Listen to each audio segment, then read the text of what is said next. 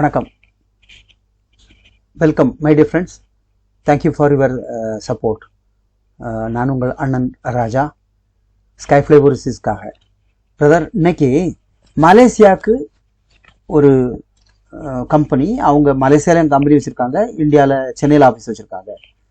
இவங்க only CNC programmer, quality control engineer, CAD engineer, CNC lathe machinist, CNC turning machinist ஃபுல்லாக எடுக்கிறாங்க.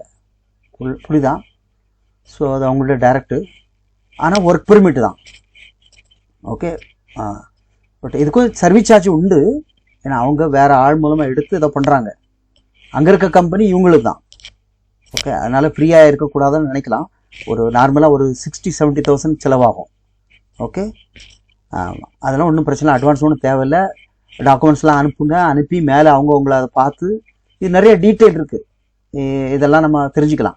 ஏன்னா அவங்க இன்டர்வியூ பண்ணுவாங்க, டெலிஃபோன் இன்டர்வியூ, தமிழ்காரங்க. ஓகே, அதில் பேசிட்டு உங்கள் ப்ரொஃபைல் ஓகே ஆச்சுன்னா காலிங் விசா கொடுப்பாங்க. காலிங் விசானாலே உங்களுக்கு அந்த எம்ப்ளாய்மெண்ட்டு தான். அவங்க நேரம் இறங்கினா அப்ளை போட்டுருவாங்க. ரொம்ப ஒரு 20 days ஆள் இறங்கி போயிடலாம். சம்பளம் அவங்க இவ்வளோ கொடுத்துருக்காங்க, அதான் அவங்க சொன்னது தான்.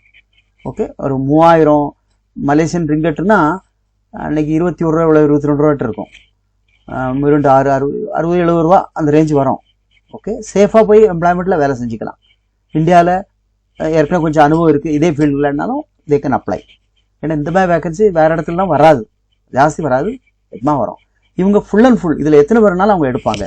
அந்த ஜாப் தான் நிறையா இருக்குது, நிறையா ஒவ்வொரு ஸ்டெப் பை ஸ்டெப்பாக கொடுத்தாங்க. நான் எல்லாம் ஒரே கம்பைன் பண்ணி ஒரே வீடியோ, அதாவது மலேசியாவுக்கு எம்ப்ளாய்மெண்ட்டில் இந்த மாதிரி டெக்னீஷியன்ஸ், ஓகே, சிஎன்சி சம்மந்தப்பட்ட ஒர்க்கர்ஸ் இருந்தால் அவங்க கண்டிப்பாக உங்கள் ரெஸ்யூம் அனுப்புங்க. நான் மேலே அனுப்பிச்சு அப்ரூவல் வாங்கிட்டு அதுக்கப்புறம் உங்களை பேச வைப்பாங்க. ஓகே ஆச்சுன்னு சொன்னால் நீங்கள் அட்வான்ஸ் ஒன்று தரவேன்னா பாஸ்போர்ட் தந்து வைங்க. இல்லைனாலும் பிரச்சனை இல்லை, அவங்க சென்னை ஆஃபீஸில் உங்களை ஹேண்ட் ஓவர் பண்ணியாச்சுன்னா அவங்க பாஸ்போர்ட் வாங்கிக்குவாங்க.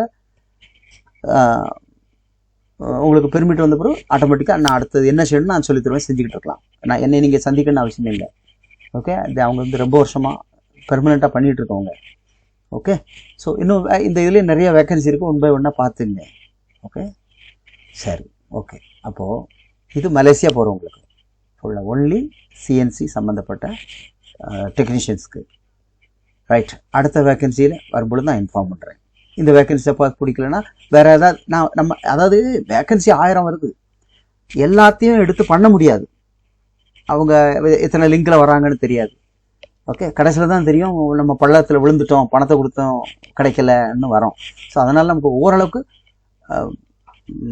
சிக்கலில் மாட்டிக்காத அளவுக்கு தான் நம்ம செய்வோம். ஸோ இந்த மலேசியா ஒர்க்கு பிடிச்சிருந்தா தாராளமாக நீங்கள் அப்ளை பண்ணலாம்.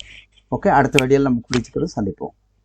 எதுனாலும் உங்களுக்கு டவுட்டாக இருந்தால் எனக்கு சப்போஸ் சில நேரத்தில் நான் ஃபோன் எடுக்கலைன்னா வாய்ஸ் மெசேஜ் போடுங்க, எப்போனாலும் ரிப்ளை பண்ணுவேன். ஓகே, சரி.